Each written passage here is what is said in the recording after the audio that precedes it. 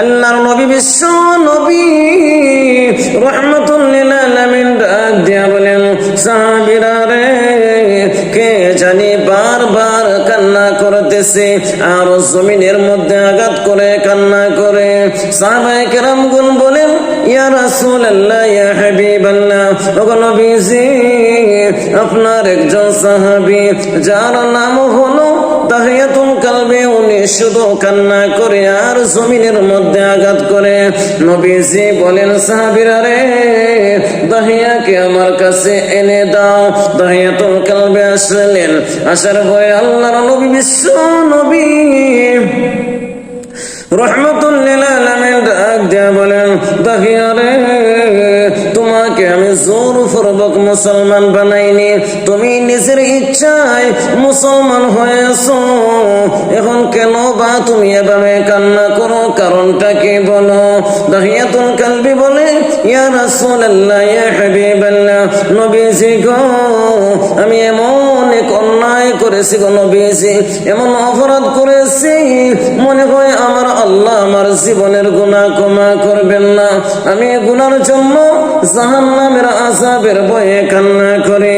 আল্লাহর নবী বলেন, দাহিয়া রে, কি অন্যায় করেছো আমাকে একটু বলে দাও। দাহিয়াতুল কালবি বলে, ইয়া রাসূলুল্লাহ, ইয়া হাবিবাল্লাহ, আমি যখন অমুসলিম ছিলাম গো নবীজি, আমি সিরিয়ার জমিনে ব্যবসার জন্য চলে যাব। আমার মায়ের কাছ থেকে আমি বিদায় নিলাম, বাবার কাছ থেকে বিদায় নিলাম, অবশেষে আমি আমার স্ত্রীর কাছে চলে আসলাম। স্ত্রী রে, তুমি আমাকে বিদায় দাও, আমি সিরিয়ার জমিনে ব্যবসার জন্য চলে যাব। ইয়া রাসূলুল্লাহ, আমার স্ত্রী আমাকে বলে, স্বামী গো, আপনি তো যাওয়ার পরে 6 থেকে 7 বছর হয়ে যেতে পারে, আপনি তো জানেন আমার গর্ভের মধ্যে আপনার একটা সন্তান রয়েছে। স্বামী গো, ওই সন্তানটা আমি কেমন করে লালন পালন করব, কেমন করে বা আমি লালন পালন করব বলে দাও। ইয়া রাসূলুল্লাহ, ইয়া হাবিবাল্লাহ, নবীজি গো, আমার স্ত্রীকে আমি বললাম, রে স্ত্রী, যদি তোমার গর্ভে মেয়ে সন্তান হয়, ওই মেয়ে সন্তানকে তুমি জীবিত কবর রচনা করবা।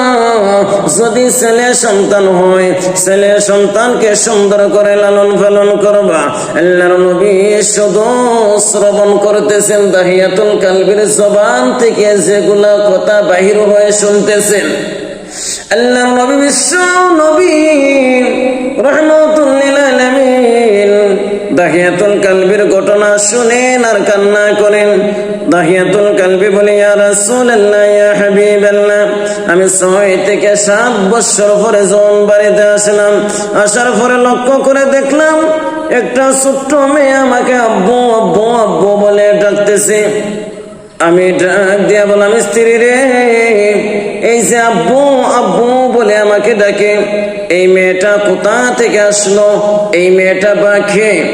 ইয়া রাসূলুল্লাহ, আমার স্ত্রী বলে দিল, এই মেয়েটা হলো আপনার মেয়ে, আপনার জন্য মেয়েটা এতটাই পাগল। মেয়েটা বারবার আমাকে বলে, মা গো, ছোট্ট ছোট্ট সন্তানরা কত সুন্দর আব্বু আব্বু বলে ঘোষণা করে। মা গো, তাদের বাবা তাদেরকে কোলে নিয়ে বড় আদর করে, গালের মধ্যে চুমু খায়, তাদেরকে কত মহব্বত করে। আমার বাবা কোথায়? এভাবে আপনার জন্য মেয়েটা বারবার আমাকে বলতো। স্বামী গো, এটা হলো আপনার মেয়ে।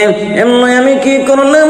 ইয়া রাসূলুল্লাহ, ইয়া হাবিবাল্লাহ, ওগো নবীজি, আমি আমার স্ত্রীর প্রতি অনেক রাগ হয়ে গেলাম।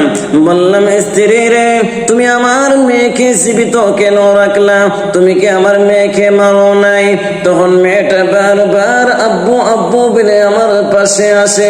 আমি মেয়েটাকে গলার মধ্যে টিপা মেরে, গলার মধ্যে ধাক্কা দিয়ে আমার মেয়েটাকে দূরে ফেলে দেয়। ওগো নবীজি, আবার মেয়েটা আমার কাছে আসে, আবার আমি মেয়েটাকে ফেলে দেই। মেয়েটা বলে, আব্বু গো, অনেক দিন হয়েছে জন্মের পরে আমি আপনাকে দেখি নাই, কিন্তু আমার মা আমাকে বলেছে আপনি আজকে আসতেছেন, আপনি আসার পরে আপনাকে আমি পেয়ে অনেক খুশি হয়েছি। আব্বু গো, কিসের জন্য আমাকে বারবার ফেলে দেন? ইয়া রাসূলুল্লাহ, আমার মেয়েটা যখন আমার পাশে আসে আব্বু আব্বু বলে ডাক দে, আমার কিন্তু গুসা বেড়ে যায়, রাগ বেড়ে যায়। আমি আমার মেয়েটাকে কোনোভাবে আমার কাছে আসতে দিতাম না।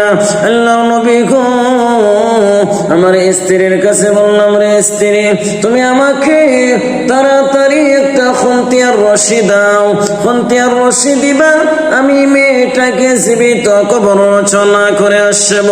ইয়া রাসূলুল্লাহ, ইয়া হাবিবাল্লাহ, আমার মেয়েটাকে আমি কি করলাম, একদিন, 2 দিন, 3 দিনের মাথায় আমি আমার স্ত্রীকে বললাম, স্ত্রী রে, তুমি মেয়েটাকে সুন্দর করে সাজাইয়া গুজাইয়া আমার হাতে তুলে দাও, আমি তাকে তার নানা বাড়ি নিয়ে যাব।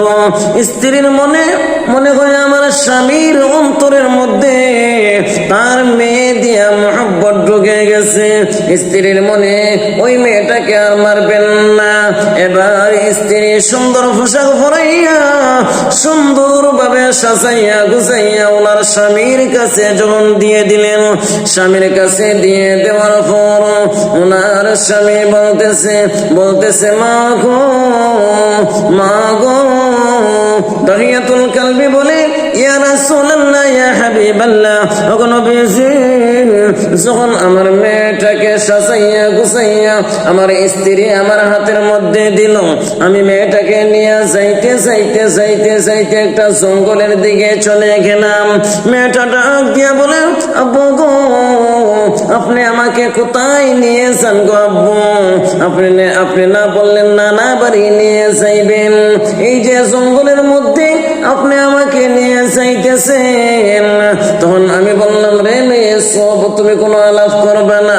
জঙ্গলের মধ্যে যাওয়ার পরে একটা খনন করলাম গো নবীজি, গাত করলাম, আমার শরীরের মধ্যে গাম বেয়ে বেয়ে পড়তেছে, দাড়ির মধ্যে দুলা লেগে গেছে।